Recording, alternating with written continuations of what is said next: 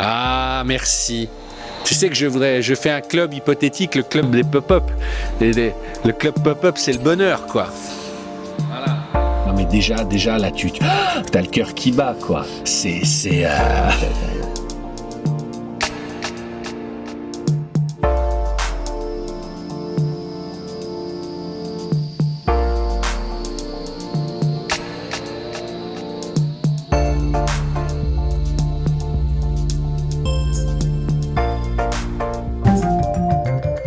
Chers petits observateurs, nous sommes chez Movie Car Central, qui est un musée qui réunit beaucoup de voitures de cinéma, de télévision. Et comme on avait cette chance-là, j'ai demandé à Franck qu'il me présente cette Testarossa blanche de Miami Vice parce que je l'adore. Tu vas bien, Franck? Re-bienvenue. Avant de raconter l'histoire de Ferrari, parce qu'il y a déjà beaucoup de vidéos, moi ce qui m'intéresse c'est comment elle arrive dans la série, parce que tu as écrit un bouquin, hein. Je l'ai appris en lisant le bouquin, mais tu vas le raconter, et c'est pas par hasard que tu as mis les deux à côté de cette Testarossa. Ouais. Donc dans Miami Vice, c'est années 80 à fond. J'ai été bercé par Retour vers le futur, Indiana Jones, Ghostbusters et compagnie. Et c'est beaucoup plus tard que j'ai découvert cette série. J'avais, je crois, 18 ans. J'ai dû le découvrir. Je rentrais en école de commerce de mémoire. Je suis tombé amoureux de cette série, de l'époque des couleurs pastel, tout. Mais ça m'a flashé la tronche. Alors que c'était l'époque où les années 80 étaient complètement has-been. Hein. On parle de ça. J'étais en 2002-2003. Ça, c'est une série. C'est Michael Mann qui est un réalisateur visionnaire, qui a fait Hit, qui a fait Collateral, qui a fait plein de films majeurs, qui a décidé de lancer cette série télé dans les années 80 et de faire une série télé avec des flics à Miami. Le nom de code au début c'était MTV Cops, ça explique bien le truc, c'est des flics avec de la musique cool derrière. Derrière ce premier niveau de lecture de ces bling bling et ces flashs, t'as des histoires vachement dark et des personnages vraiment trempés avec des caractères forgés qui sont Sonny Crockett, on en parlait. Ouais. Le perso est incroyable.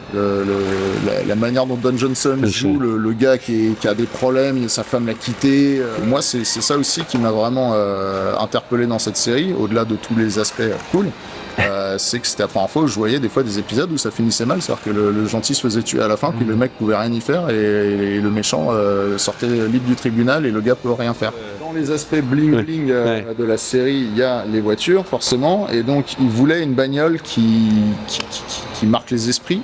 Et en fait ils avaient envisagé plusieurs choses à droite à gauche, et par hasard un des producteurs tombe sur une réplique de Daytona. Qui est une réplique, qui n'est pas du tout une Ferrari. De Corvette. Ouais. Et à l'époque, il n'y en avait que deux.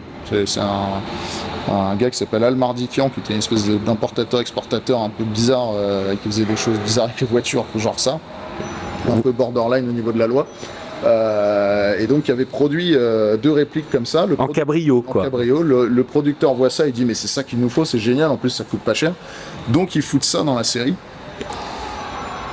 Tout le monde tombe amoureux de la voiture parce qu'elle a des lignes incroyables, et à l'époque, il faut rappeler, il n'y a pas internet, pas grand monde a vu une vraie Daytona.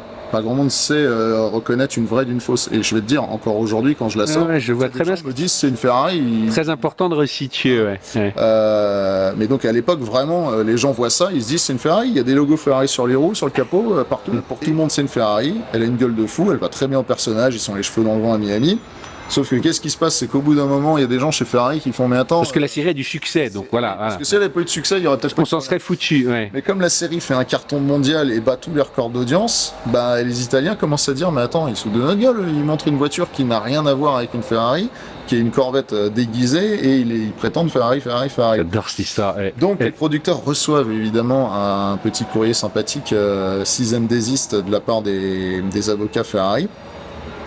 Qui leur mettent le dos au mur en disant c'est soit on vous fait un procès que vous allez perdre de toute manière et on va gagner beaucoup d'argent, soit on vient de sortir ça, on vous en donne plusieurs et vous détruisez ça. Et ça c'est marrant parce que dans le deal il fallait que cette bagnole soit détruite à l'image. Donc la réplique Daytona fausse qui n'a jamais existé comme ça en cab. Jusque d'un épisode à l'autre ils changent de bagnole, non, ils voulaient qu'on la voie détruite. Donc il y a un épisode où Sonny Crockett fait un deal avec un trafiquant d'armes. et il lui vend des lance-missiles et Sonny Crockett dit mais qu'est-ce qui me prouve qu'il marche, et le trafiquant d'armes prend le lance-missile, vise la Excellent. il explose, et t'as Sonny Crockett, c'est devenu un mec qui enlève ses lunettes et qui regarde sa bagnole exploser. C'est très drôle. Donc la voiture est détruite, donc évidemment c'était pas une vraie voiture, ils ont détruit juste une carrosserie. Il reste sans bagnole pendant plusieurs épisodes. Donc le beau gosse de la série, à un moment donné, il roule même dans un vieux pick-up rouillé. Et t'as un épisode où, alors, ça tourne derrière là, où il arrive voir Castillo, son chef, qui est le gars qui sourit jamais, qui est jamais content, et lui dit écoute, ça va plus être possible parce que moi, comment tu veux que je fasse des deals de multimillions avec des trafiquants de drogue en arrivant dans un pick-up rouillé, personne me croit et tout. Et là t'as Castillo qui dit juste dehors, va voir ce qu'il y a. Et là, il sort et il y a ça. Et il y a donc la Testarossa. Et nuance, à l'époque, quand Ferrari a envoyé les voitures, les deux qu'ils ont données pour la production, elles n'étaient pas blanches au départ. Non, parce que Ferrari, ayant vu ça, ils se sont dit on va leur donner la même chose. Donc ils ont envoyé 2 Testarossa noires intérieur crème. On voit d'ailleurs la Testarossa dans un épisode conduite par Liam Neeson, qui était tout jeune à l'époque et qui n'était pas du tout connu. Bonne chance. Un de ses premiers rôles. Où il conduit donc la Testarossa noire intérieur crème. Et effectivement, Michael Mann et les autres réalisateurs, puisque c'est pas lui qui réalise tous les épisodes, se rendent compte que, contrairement à celle-là, ça allait parce qu'elle était décapotable et tout, celle-ci, de nuit, ça rend rien. Parce qu'il y a beaucoup de plans la nuit, il faut expliquer. Il y a beaucoup de plans, on voit les voitures qui roulent, les poursuites. C'est magnifique pour ça, quoi. Et donc, de nuit, la voiture ne ressort pas assez, on voit pas assez les acteurs dedans, donc ça leur plaît pas. Et ils décident donc de la repeindre en blanc pour le reste des saisons qui auront lieu. Et je pense qu'ils ont créé une icône parce qu'une Testarossa blanche, c'est devenu un truc dans l'imaginaire collectif. Dès qu'on pense et on voit une Testarossa blanche, on dit c'est les années 80, c'est la cocaïne, c'est les excès, c'est les Golden Boys, c'est tout ça, quoi. Mais ce qui est fou, c'est que je l'ai vu dans le musée, elle m'a sauté aux yeux, c'est pour ça que j'avais envie de t'en parler. Et alors, toi, ce qui est rigolo, donc tu collectionnes, on va pas te représenter, toi, mais tu me dis, tu l'as acheté il y a quelques années quand c'était au fond du trou aussi. Je l'ai acheté en 2012. Quand j'habitais en Suisse. Mais déjà pour le musée ou en fait un peu pour toi aussi? Pas de musée. À l'époque, j'avais même pas de société, juste je bossais chez Peugeot, j'étais vendeur chez Peugeot en Suisse. J'avais déjà la Daytona depuis un moment parce que c'était ma deuxième voiture de film après la DeLorean et c'était vraiment...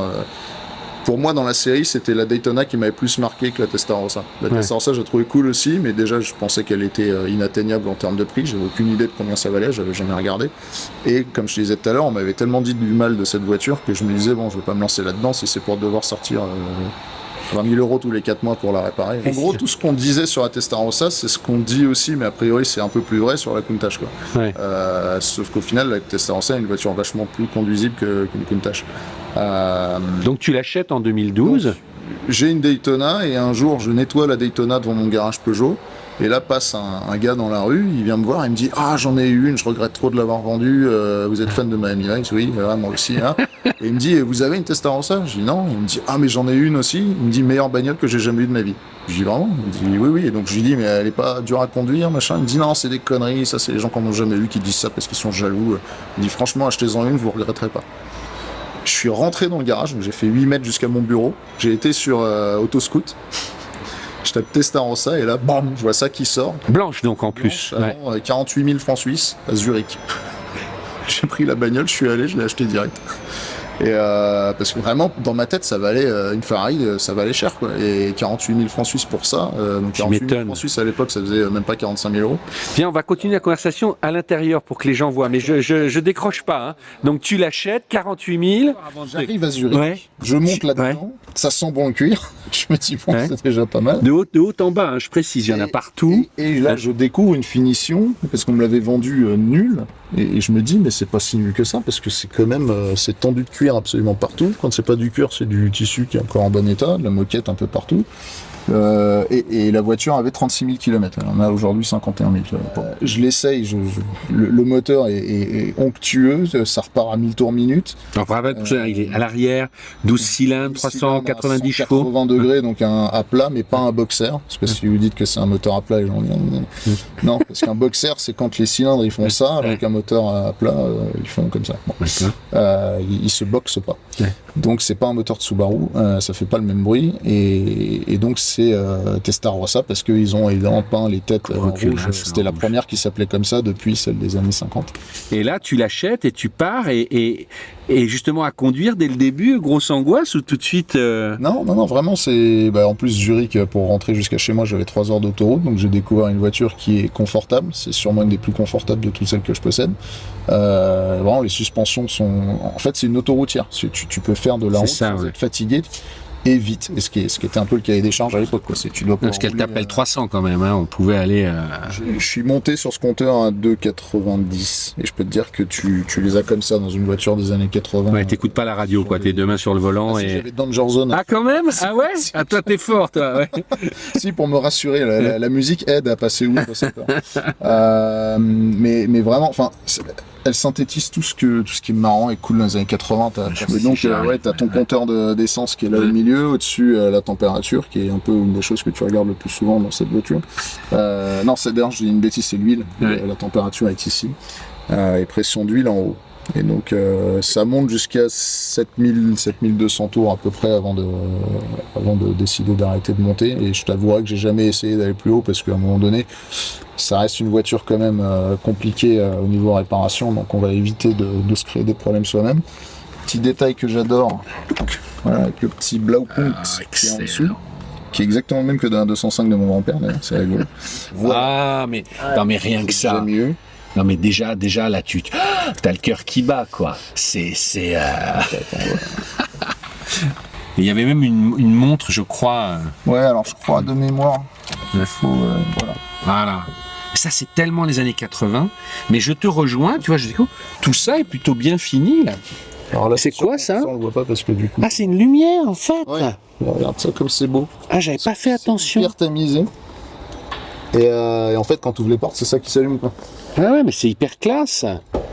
Je pensais pas Et c'est une que... espèce de néon, là, comme ça, qui éclaire de manière très subtile. En fait. Le lecteur de carte qui, en fait, la nuit, te sert surtout à éclairer tout ce bazar, là. Parce qu'on voit pas Sinon, grand-chose. tu sais pas trop où sont les choses. Ça, c'est les vitres, c'est les fauteuils, c'est quoi? Ça, c'est les vitres. D'accord. C'est les vitres, et alors ça, voilà, c'est ça que je voulais te montrer. C'est pour ça qu'il fallait du jus. Voilà, Voilà. avec le miroir. Mais le cadeau que T'as tu vu me ça fais, c'est tout ce que j'aime dans les... Tu sais pourquoi j'aime? Parce que j'imagine le mec qui dessine le truc, il dit on va le faire basculer, tu vas mettre une lumière et une glace Et là, pour la madame. femme, elle va être contente. Voilà, elle va être Parce que, alors contente. là, elle peut se refaire, mais vraiment une beauté, parce que j'ai jamais vu un miroir aussi grand dans une voiture. Ah non, mais c'est excellent. Et là, petite lumière dans le... Ouais, dans le... Le standard. Non, mais c'est très luxueux Le en fait. standard est cool, hein. Et puis tu Ouais, vois, ouais. personne n'a jamais fumé dedans, et il est neuf. Non, non, mais je vois ça, c'est très très... Tu connais, je pense. Alors déjà, j'ai la cassette, ça, c'est bien. Voilà, comme ça on peut écouter la Et musique. t'as le range-cassette. Le range cassette, mais ça, Hein c'est tellement bien ce truc. Donc là, j'ai la cassette de Miami Vice en range cassette. Putain, Tu sais que j'ai pas essayé ça encore. c'est bien ça. Ah, sauf que, attends, tu sais quoi, je vais mettre le booster en forçage. Ne bouge pas, je reviens. Il a envie d'écouter... Reste là, reste là. Avec le... Tu l'as filmé, Julien, le Ferrari dans l'appui-tête, là, le cheval. C'est bien du sens de la fête. Oh, c'est chiant. Ah bah écoute, je suis très content. Je vais aller faire un tour avec la voiture dès que vous Tu partez. vois, on t'a donné envie de la... C'est génial.